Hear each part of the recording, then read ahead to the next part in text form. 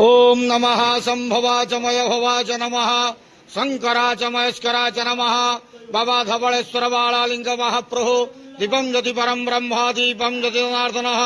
दीपाहरत मे पापो पूजा दीप नमस्तुते बाबा धवलेश्वर महाप्रभु संसार सुखी रखंतु आज शुभ शनिवार रे समस्त श्रद्धालु भक्त मानक आश्रीपद करंतु मनस्कामना पूर्ण करंतु कर्म क्षेत्र उन्नति करंतु ग्रहरिष्ठ खंडन करंतु जगतर मंगल करंतु विश्वर कल्याण करंतु आपणकर नाम प्रकाश करंतु सेवकर डाक श्रवण करंतु समस्त अगुआवसा भक्त मानकर मनस्कामना पूर्ण करंतु महाप्रभु धवलेश्वराय बालालिंगाय नमो नमः संसार सुखी रखंतु आनंद केवार हरि बोलो